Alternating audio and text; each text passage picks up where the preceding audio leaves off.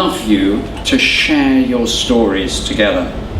So today at the Lambeth Conference, we are at Lambeth Palace, the London home of the Archbishop of Canterbury, and this is the occasion for the launching of what is called the Communion Forest.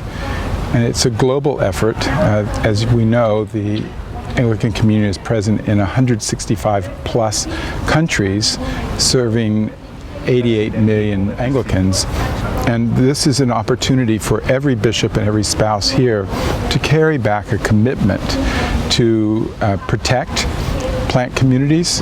So we call it the Communion Forest, but it could be mangroves in coastal areas.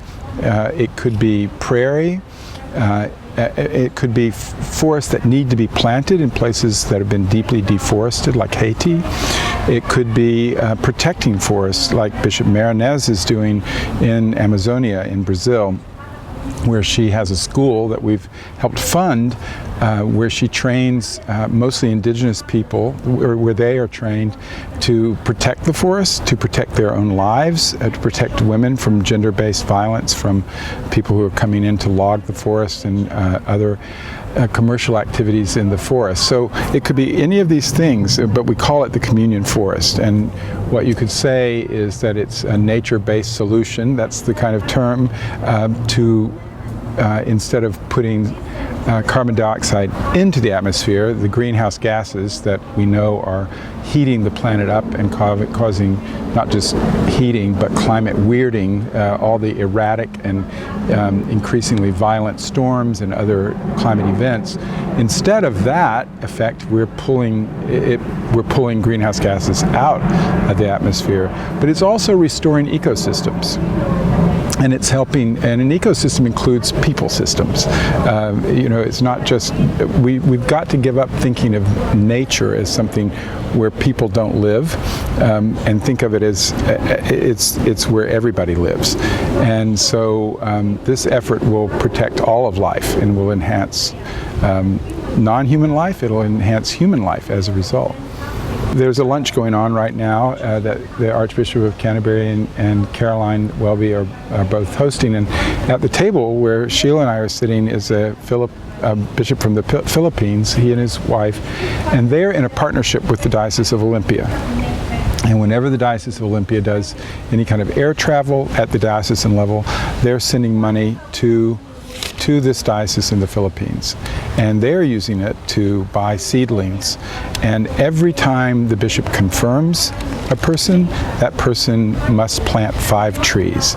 And it's trees in the uplands, in the mountainous areas that need to be reforested or protecting forests there. But it's also mangroves, because in the Philippines they're already experiencing rising sea levels. Villages are disappearing. And the typhoons, which are becoming more and more violent and more frequent, are devastating the coastal areas. And mangroves help protect the coastal areas from further erosion and from wave destruction. And so this is a partnership that is one example of what an Episcopal Church diocese is doing. Bishop Kathleen Bascom and the people she serves in Kansas are deeply passionate about restoring prairie. And prairie is this wonderful plant community that has deep roots. These are native grasses, and they were there for hundreds and hundreds of years. They've been largely plowed and destroyed.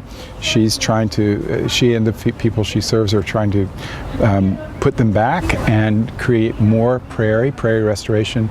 And all these plant communities, this one in particular, we could say its value is what we call carbon sequestration, which is, again, putting carbon back into the ground. You know the term now, we're talking about climate lament quite a lot, because young people especially, are deeply experiencing climate grief. If we invite people to go and look into ecosystems today, I think we have to prepare them. They'll see ecosystems that are at the leading edge of climate disaster, where many systems have collapsed. Key species have disappeared, and the system that depends on those key species are thus suffering. So they can be restored.